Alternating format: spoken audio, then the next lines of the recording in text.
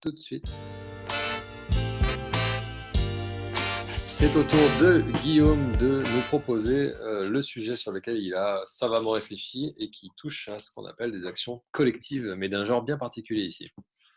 Alors, on peut, sur ces 12 décisions, je vais procéder à un rapide inventaire en essayant de les regrouper. On a d'abord toute une première série de requêtes qui ont concerné les populations fragiles, les populations en situation de précarité, avec une ordonnance du 10 avril qui avait été introduite par l'association Mouvement citoyen Tous Migrants pour assurer la protection des personnes en situation de précarité. Une ordonnance du 27 mars 2020, elle a été évoquée également sur la fermeture des centres de rétention administrative. Donc cette fois, l'initiative du GISTI, de la CIMAD, et une ordonnance du 8 avril concernant les détenus, cette fois à l'initiative de l'Observatoire international des prisons, mettant en cause donc les mesures sanitaires et les conditions de libération. Et enfin, une ordonnance du 2 avril 2020 concernant les personnes sans abri, où là encore, c'était des places d'hébergement, de dépistage, de soins qui étaient réclamées. Alors, ces 4 requêtes ont été déboutées. Hein. Les associations n'ont pas obtenu gain de cause. Le Conseil d'État a plus ou moins dans ces quatre affaires décidé que l'action du gouvernement était parfaitement suffisante et qu'il n'y avait pas d'atteinte aux libertés à craindre. Une deuxième série de recours a concerné les personnels pénitentiaires et les personnels de santé en vue donc de distribuer des équipements de protection, des masques, des gants, du gel hydroalcoolique. Et là, cette fois, c'est le raisonnement qui a été adopté par le Conseil d'État, c'est qu'au fond, on ne pouvait pas enjoindre au gouvernement de distribuer, de mettre à disposition des équipements dont il ne disposait pas. La plus belle femme ne peut pas donner plus que ce qu'elle n'a. Le Conseil d'État s'est contenté de dire que les masques étaient en commande et qu'il n'y avait pas de problème qu'on verrait plus tard. Bon. Enfin, la troisième série de recours concerne cette fois les médicaments et particulièrement le traitement à l'hydroxychloroquine, donc qui a été proposé par l'IHU de Marseille, le professeur Didier Raoult. Donc on a eu le 4 avril une annulation par le Conseil d'État de l'ordonnance qui avait été rendue par le tribunal administratif de Guadeloupe,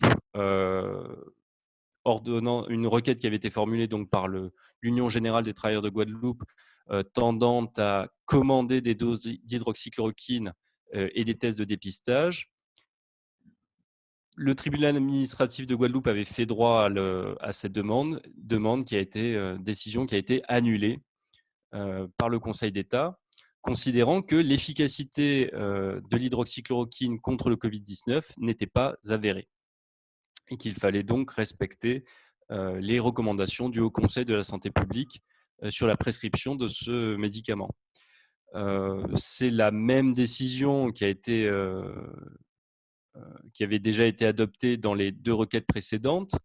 Le 28 mars 2020, alors cette fois c'était le syndicat des médecins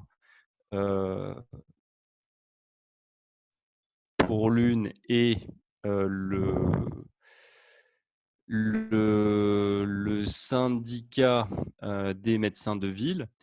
Dans les deux, donc pour ces 3 ordonnances donc, qui tendaient à effectuer des mesures de prescription obligatoire de l'hydroxychloroquine pour les cas de Covid, la demande a été rejetée. Alors, pour conclure, pour faire un commentaire de cette jurisprudence, je voudrais attirer votre attention sur le cas de l'hydroxychloroquine et le cas des masques. Alors, les décisions hydroxychloroquine sont intéressantes parce que dans cette perspective de jurisprudence en tant que source du droit et en tant que moteur de l'évolution juridique, parce que, vous le savez bien, l'hydroxychloroquine a donné lieu à beaucoup de débats, elle est très controversée, et le gouvernement, initialement, a fermé la porte au traitement à la chloroquine.